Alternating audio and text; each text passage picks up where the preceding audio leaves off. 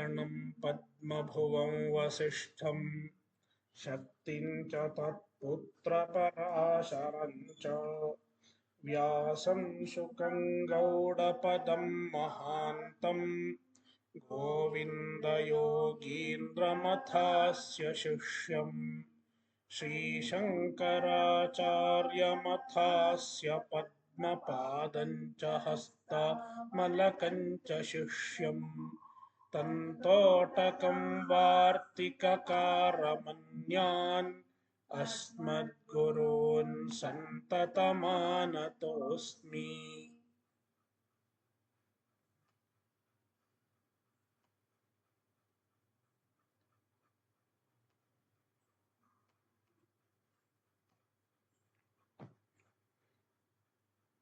अध्याय 18 श्लोक 25 अनुबन्धं क्षयं हिंसाम्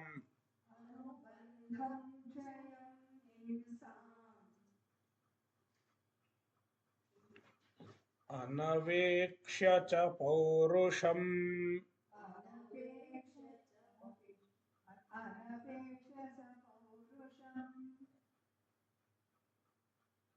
Anapekshya is the reading according to Bhashya. Anavekshya is another reading. Let us take Anapekshya. Anapekshya cha paurusham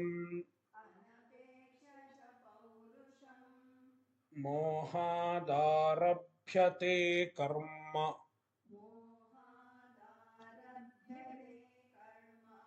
yattattamasamuchyate.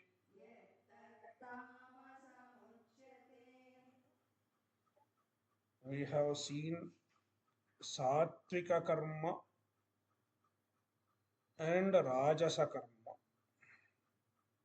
Now Tamasa karma.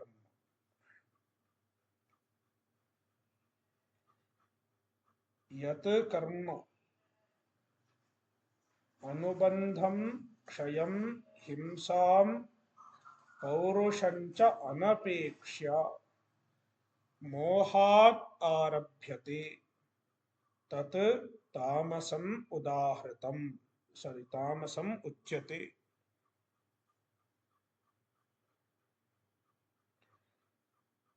The Tamasa karma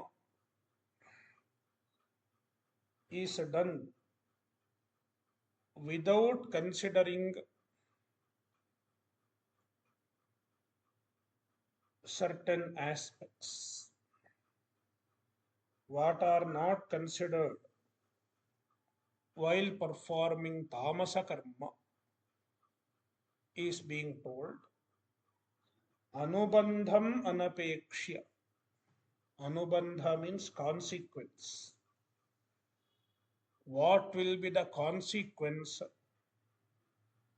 It is not thought. It is not considered. And kshayam, what will be the loss in doing a particular karma? The loss is not thought about. Himsam, himsa, violence is not considered. The karma may cause violence. It may hurt some people. Even that is not considered. And the paurusham means one's ability. How much one can do, even that is not considered. Without considering all these things, mohat, on account of delusion, a karma is done, karma arabhyate, karma is done, tat tamasam uchyate, such karma is called tamasa karma. Sometimes people don't consider the consequences. If I do this, what will happen? What am I going to lose? Am I going to hurt somebody?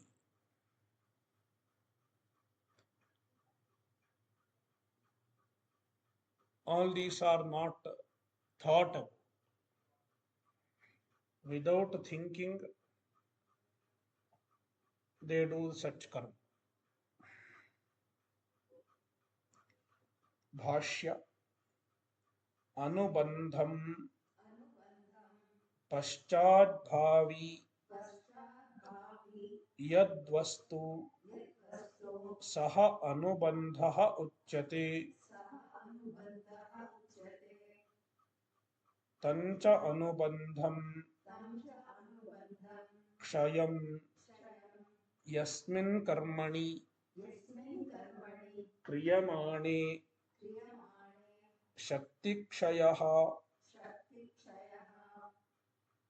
Arthakshayo va syat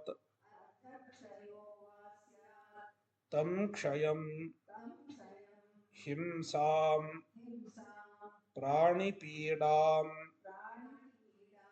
anapekshya cha paurusham purushakaram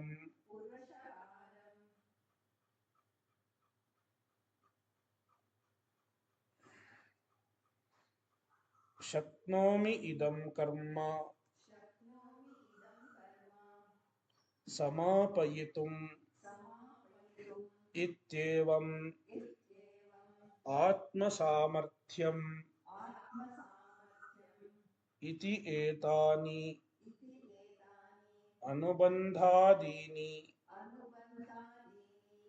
अनपेक्ष्य पौरुषान्तानि मोहात् अविवेकतः आरभ्यते कर्म यत् तत् तामसं तमो निर्वृत्तम् उच्यते Anubandham meaning पश्चाद्भावी यद्वस्तु सह अनुबंधः उच्यते यत् पश्चाद्भावी वस्तु what happens after the karma paschat after the karma what happens it is called anubandha means the consequence the outcome tamcha anubandham the anubandha is not considered anubandham anapekshya anubandha is not considered kshayam यस्मिन् कर्मणि क्रियमाणे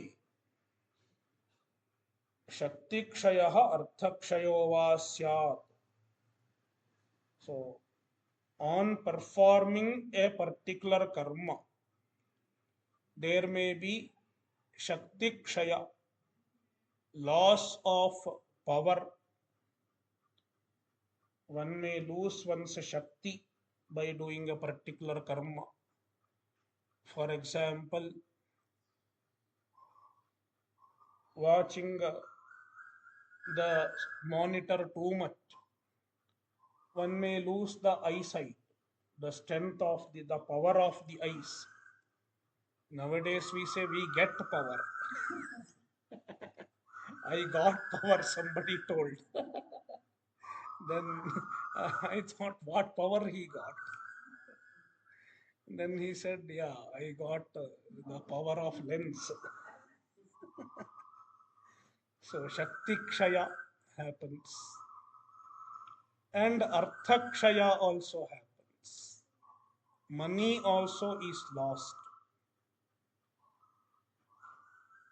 tam kshayam anapekshya not considering that kshaya that loss himsam pranipidam anapekshya, not considering himsa, not caring about the himsa, not being mindful of himsa. My particular action is hurting somebody. They don't think about it. Paurusham is equal to Purushakaram. Purushakara. Purushakara means one's capacity, an individual's capacity. Shaknomi idam karma samapayitum ityevam atmasamarthyam.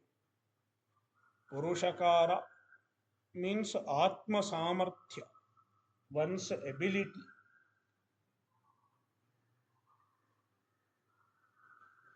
They don't consider whether I am capable of completing this karma or not.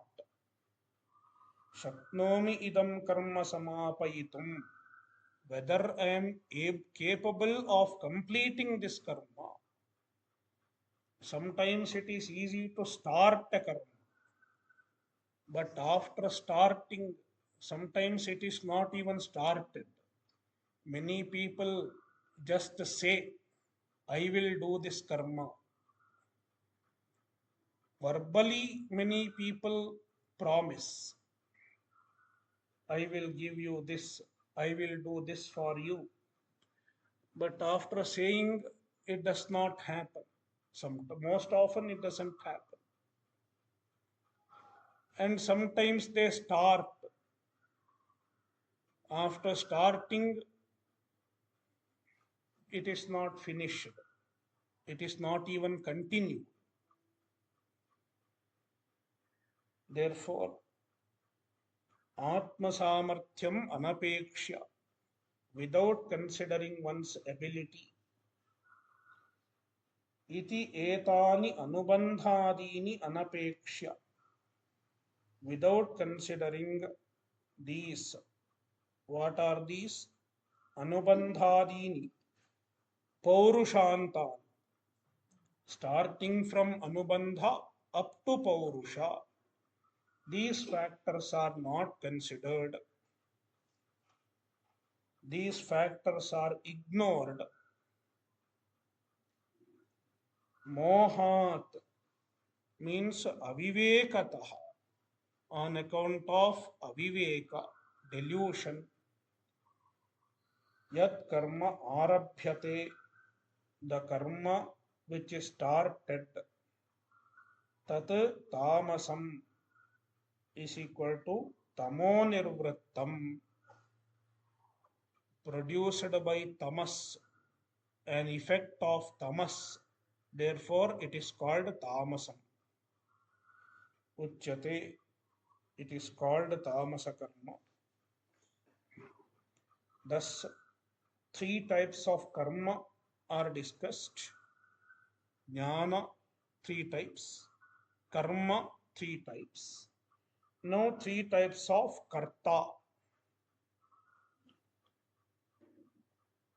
Three types of doers.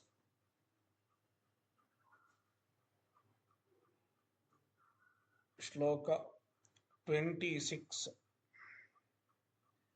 Mukta sango naham vadi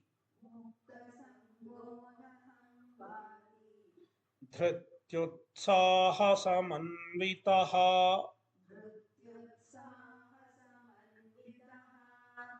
सिद्ध्य सिद्ध्योर्निर्विकारः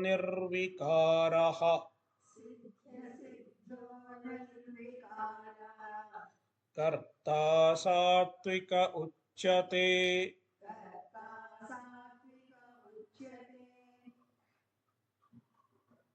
सात्विकः कर्ता, a satvika karta is being discussed. Mukta sangaha, he is free from attachment to both karma and phala. Anahamvadi.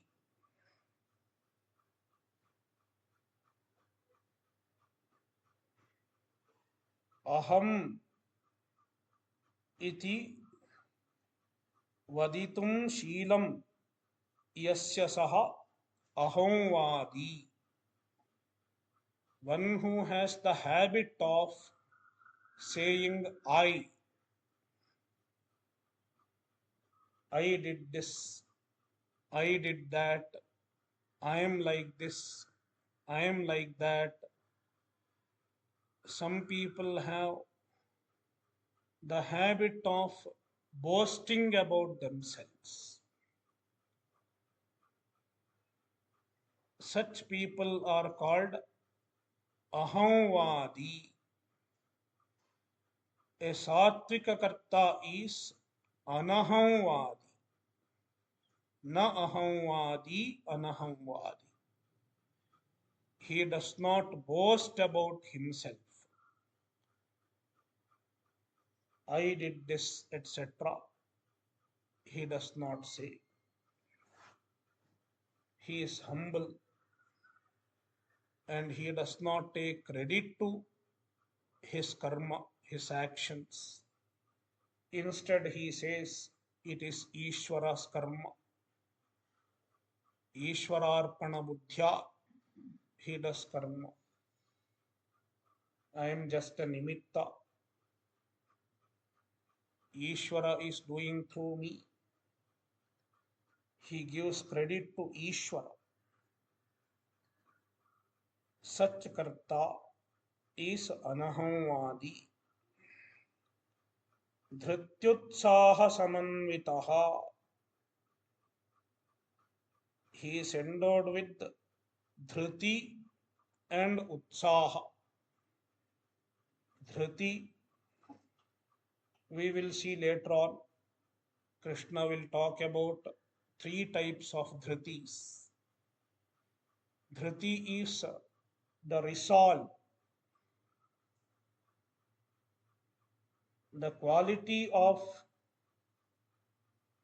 holding on to an action despite challenges is called dhriti.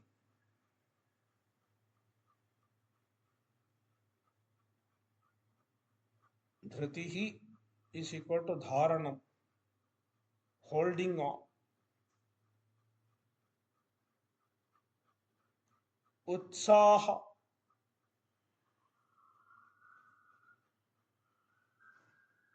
utsaha means effort. He makes effort for the karma. Udyama. Dhriti utsaha samanvitaha.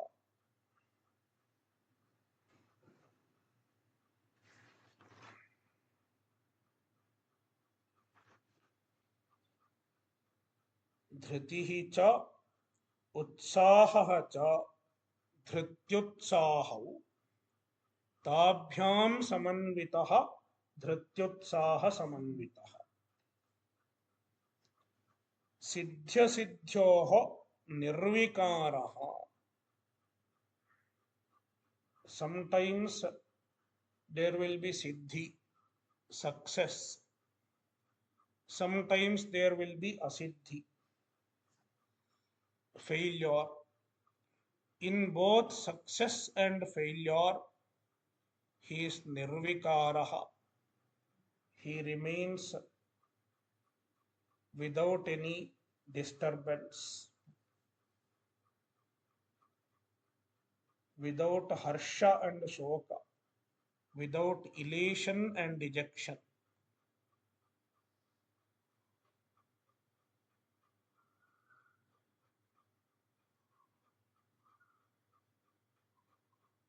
This kind of karta is called satvika karta. Bhashya mukta sangaha muktaha परित्यक्तः संगः येन सह मुक्तसंगः अनहंवादी नाहंवदनशीलः धृत्युत्साहसमन्वितः धृतिः धारणम् उत्साहः उद्यमः ताभ्यां समन्वितः संयुक्तः धृत्युत्साहसमन्वितः सिद्ध्यसिद्ध्योः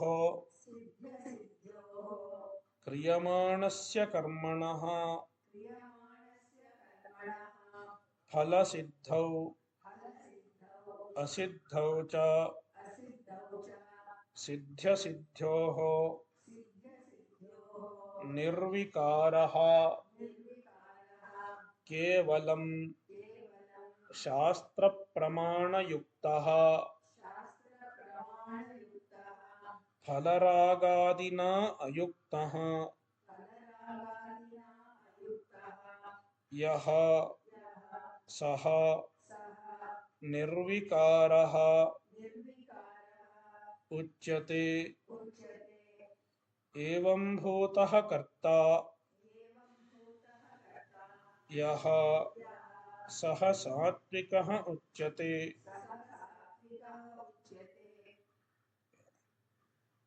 मुक्तसंगः मुक्तः is equal to परित्यक्तः संगः येन सह मुक्तसंगः. Here मुक्तः is understood as परित्यक्तः. मुचल धातु is used in the sense of giving up, tyaga. One who has given up the sangha, attachment, is called mukta sangaha.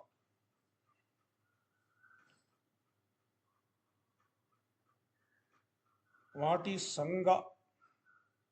Anandagiri says, sango nama phalabhisandhirva kartrutvabhimano va. Here sangha can mean either phalabhisandhi, desire for the result, or kartrutvabhimana, pride in the doership, taking pride in being the doer. It is called sangha. Mukta sangaha means free from sangha, giving up the sangha. Anahamvadi, na ahamvadanashilaha anahamvadi. He is not an ahamvadi. He does not boast about his actions.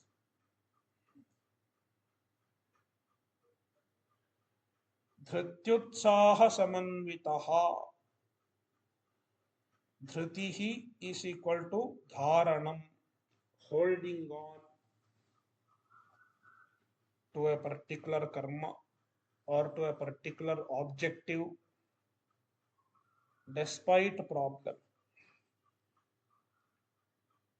Another Vyakhyanakara explains Dhruti, Vighnadi upasthane api kayadehe dharanam dhairyam iti yavat. Even when the Vighnas come, obstacles come, Adi, there may be Vighna, obstacles, discouragement, criticism, so many things are possible. Despite that, Kayadehe dharanam, He holds on to the action with his body, mind, senses, everything. Means he remains dedicated to the action, committed to the action, does not give up. It is called dhriti. Dharanam, utsaha, udyamah, effort. ताभ्याम समन्वितः. समन्वितः is equal to संयुक्तः, endowed with them. धृत्युत्साह समन्वितः. सिद्ध्य सिद्ध्योः क्रियमाणस्य कर्मणः फलसिद्धौ असिद्धौ च सिद्ध्य सिद्ध्योः. क्रियमाणस्य कर्मणः, the karma which is being done, phalasiddhau, if it yields its result, and asiddhau, if it does not yield its result, even then nirvikaraha, he is not affected, he remains unaffected. If he remains unaffected with both siddhi and asiddhi, then what motivates him to do the karma? Bhashyakara says, केवलं फलरागा केवलं शास्त्र प्रमाण युक्तः. He is associated only with the shastra praman. Means he is doing the karma because it is told in the shastra praman.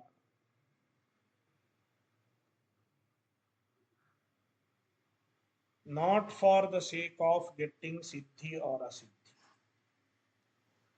Irrespective of whether it gives a positive result or it does not give a positive result, he does the karma because it is his duty. It is told by the Shastra. Phalaragadina ayuktaha yaha. He is phalaragadina ayuktaha. He is not associated with phalaraga, desire for result, etc. Etc. means the pride in the karma, sangha, karmani sangaha, and phalaragaha, and vikaraha. He is free from all these. Saha nirvikaraha. He is nirvikara uchyate. Evam bhutah karta yaha saha satvikah uchyate. This kind of karta is called satvika karta.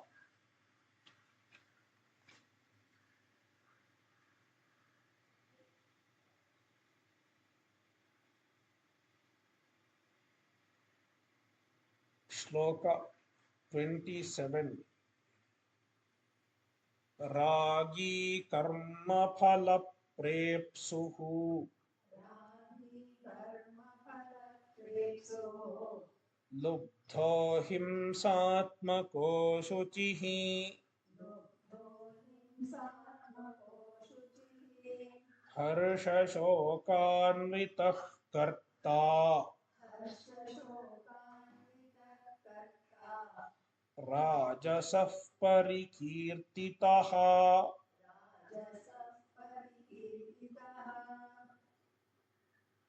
Ragi, now Rajasa Karta.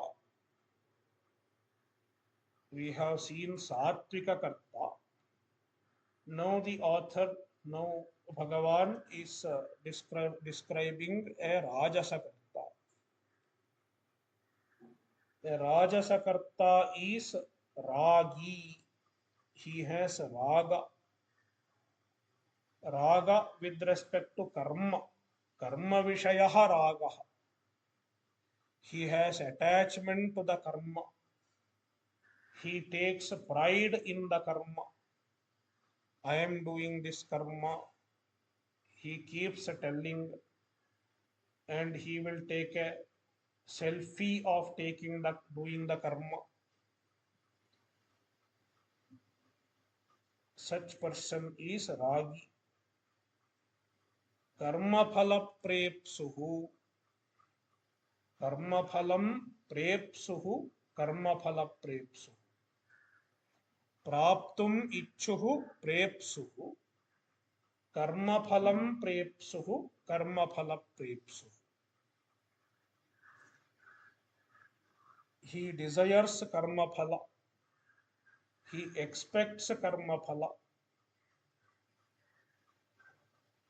If he does not receive the karma phala, he is disappointed. Lubdhaha. He is lubdha, greedy. Himsatmakaha. He has the nature of doing himsa. He has the tendency of doing himsa. Ashuchihi. He is not clean, unclean. Both internally and externally, not clean. Harsha shokanvitaha. He has harsha and shoka, elation and dejection.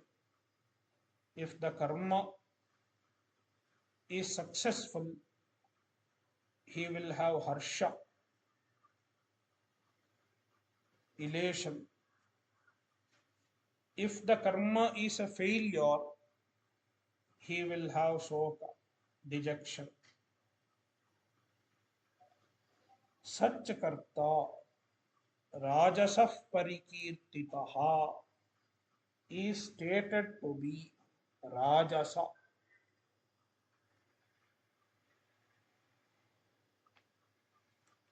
Bhashya Ragi Ragaha asya astiti Ragi. One who has Raga is called Ragi. Raga plus ini. Matubarthe inihi. One who has Raga is called Ragi. It is not Ragi. Not the edible ragi, that is different.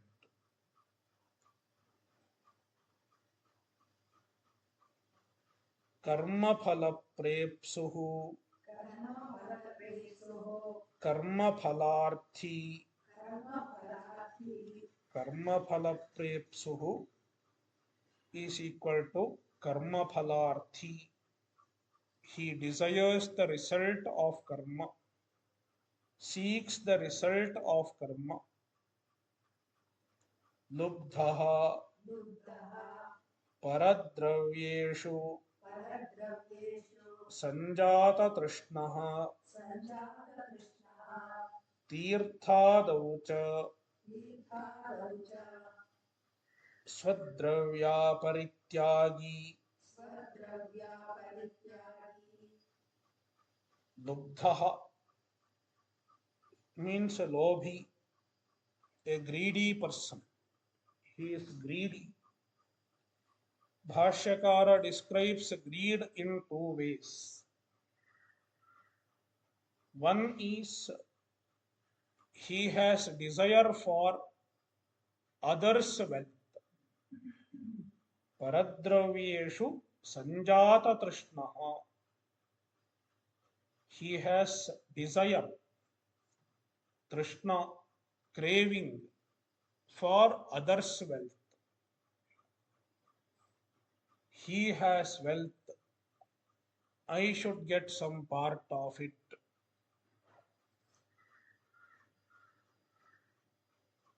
This kind of a desire is called greed.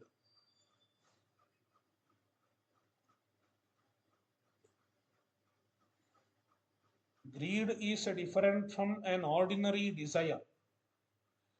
If I say, I want money or I want something, it is a desire.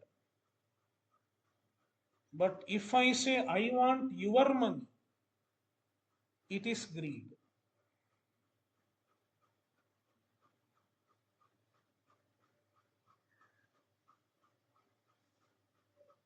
Tirthadau cha swadravya parityagi. Another explanation of greed. He does not spend when it is required to be spent.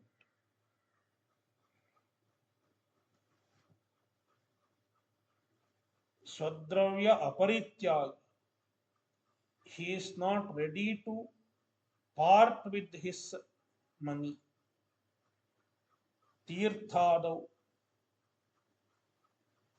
In places like in occasions like going to a tirtha, going to a sacred place, or during yajna, he is not ready to spend money. He is tight fisted, miser. This is another explanation of greedy, meaning where it is necessary to spend money, he will not spend money.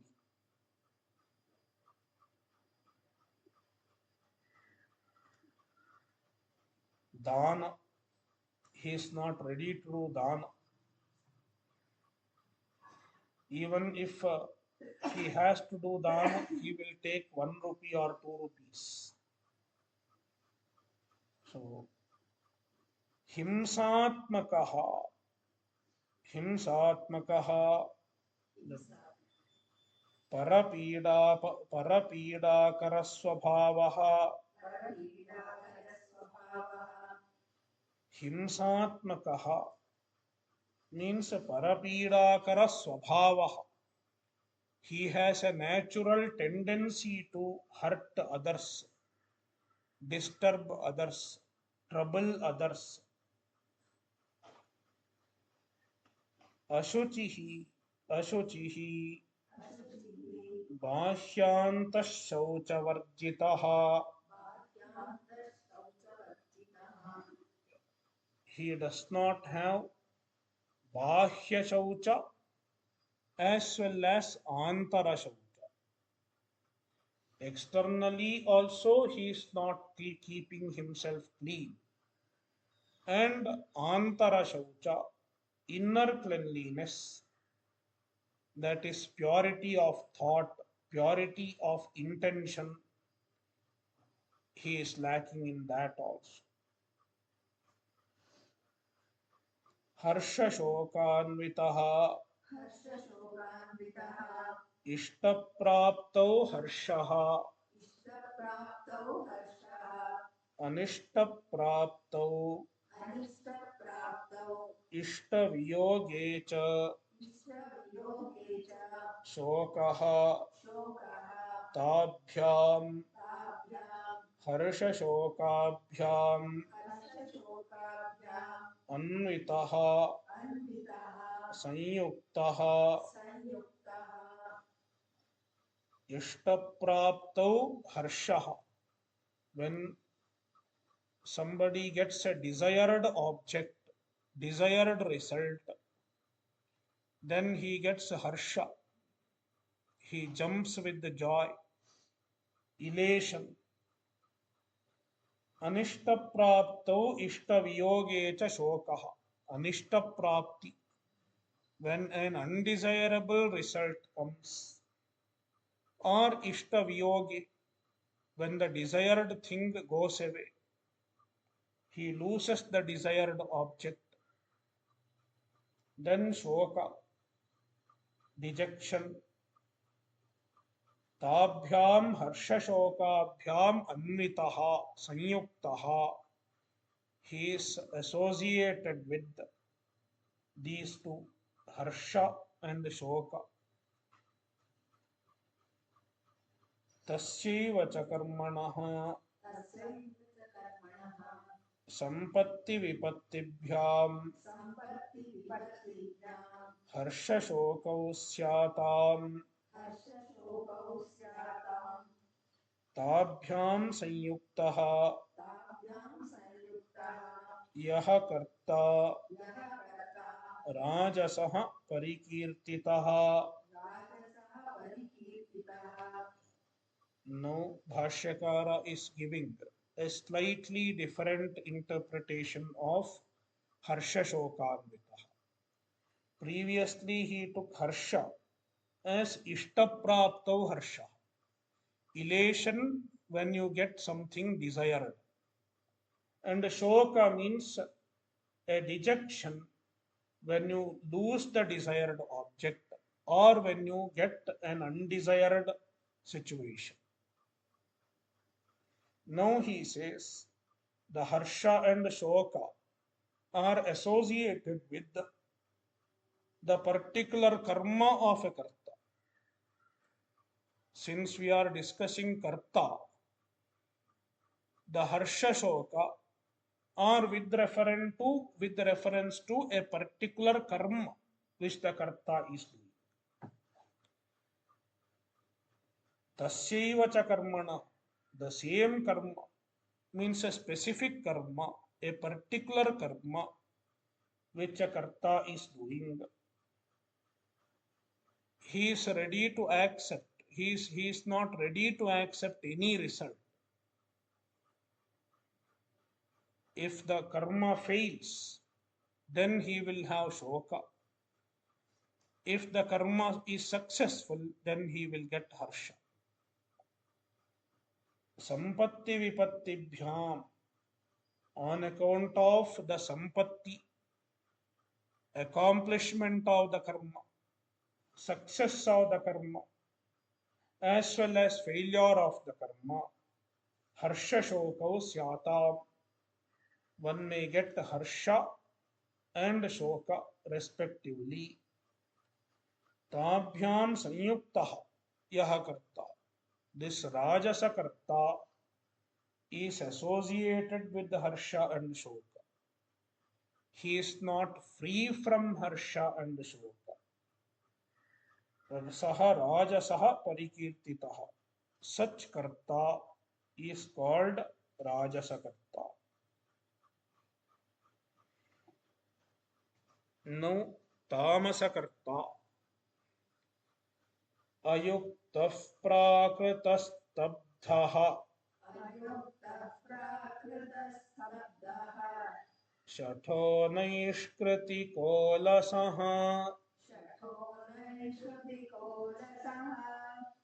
There are two readings. Naikritikaha is one reading. Naishkritika is another reading. Both are okay. Shatho naishkritikolasah Vishadi dirghasutri cha karta tamasa uchyate.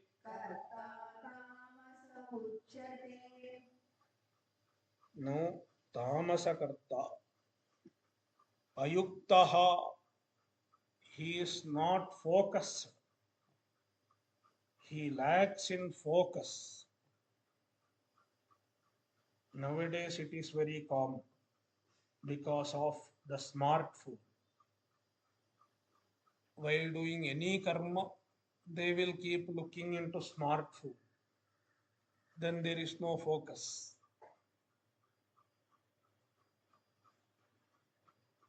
Prakritaha, he is prakrita, unrefined. He lacks samskara, lacks refinement in his thoughts and behavior. Stabdhaha, he is stubborn.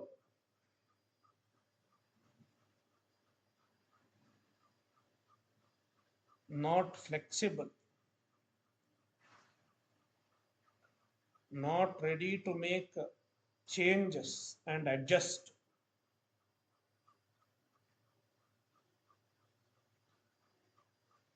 Shataha, he is manipulative, deceptive, deceitful. Naishkritikaha or Naikritikaha, meaning he is even ready to spoil others' livelihood.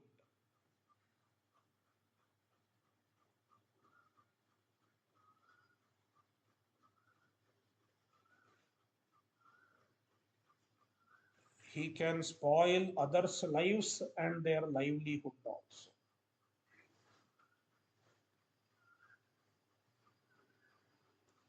Vishadi, he is always dejected,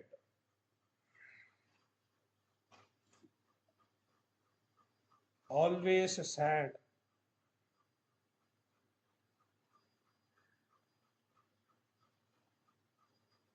Dirghasutri, procrastinating.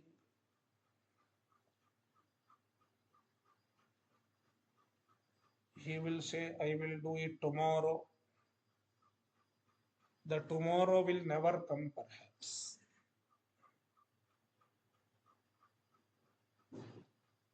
Karta tamasa uchyate. Such karta is called tamasa karta. Yeah. Okay, okay. Alasaha means lazy. Alasaha, lazy.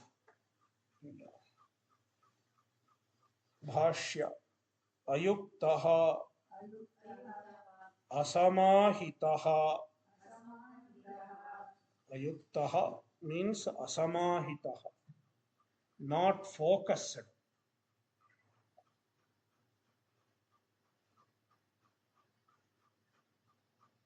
Prakritaha, atyanta samskrita buddhihi.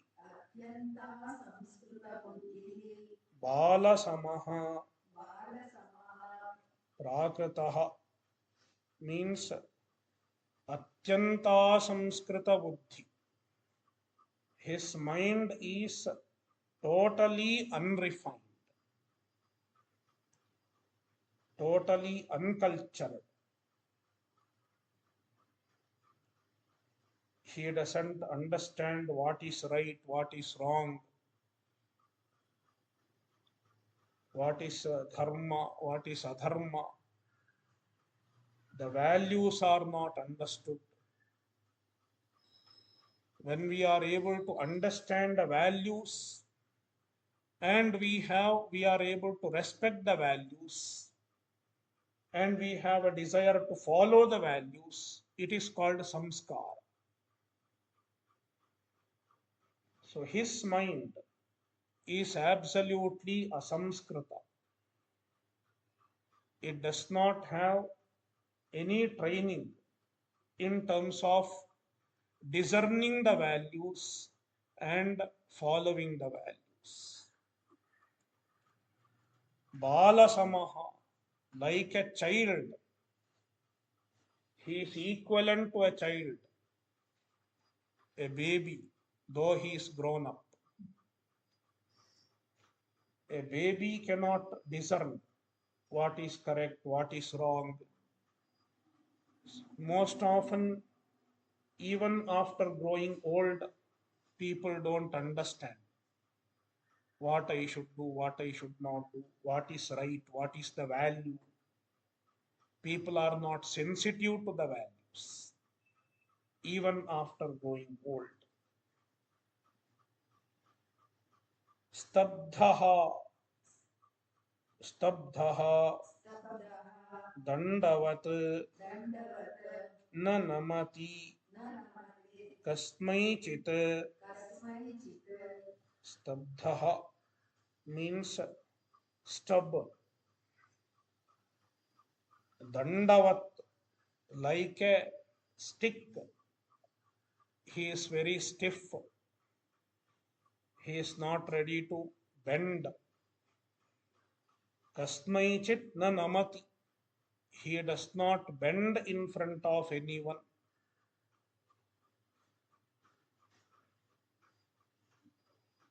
He is not open to listening to anyone, not open to change his ideas.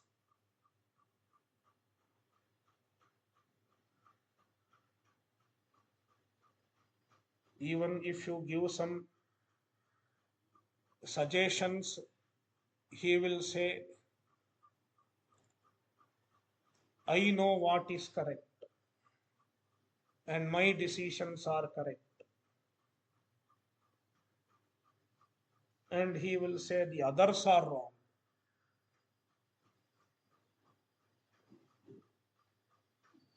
Shataha Mayavi Shakti Gohanakari. Shataha means Mayavi. He has Maya. Here Maya does not mean Avyakrita. Maya means deceit. He is deceitful. He can cheat others.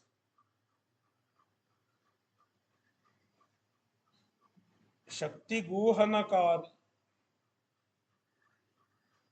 One way of deceiving others is to hide one's own power, hide one's own abilities.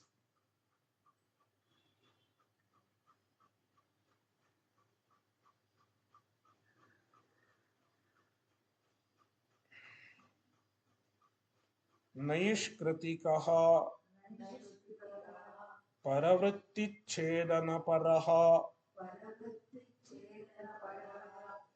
Naishkritikaha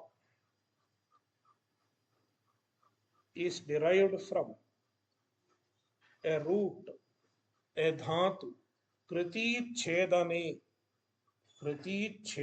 dhatu. Nis upasarga kriti chedane dhatu plus tin becomes nishkritihi or nikritihi. If it is nis upasarga, it will become nishkritihi. If it is ni upasarga, it will become nikritihi. Then tena divyati iti naishkritikaha. So nikritihi means cutting, kriti chedane, cutting others. Tena divyati, he plays with the cutting others. For him it is a play, it is a game. He plays games. Divyati. He plays games with others and ruins others' lives. Even in relations, we can see this. Naishkritikaha paravrittichedana. He is an expert in destroying others' vritti, others' livelihood. He thinks he is smart. Alasaha apravrittishilaha kartavyeshu api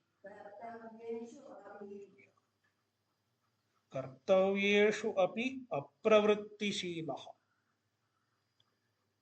Kartavyeshu, even with respect to his duty, even with respect to what has to be done, apravrittishilaha, he does not act.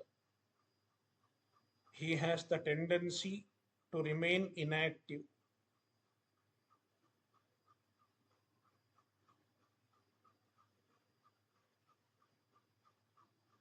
means lazy. He does not do what has to be done. Vishadi sarvada avasanna swabhavaha. Vishadi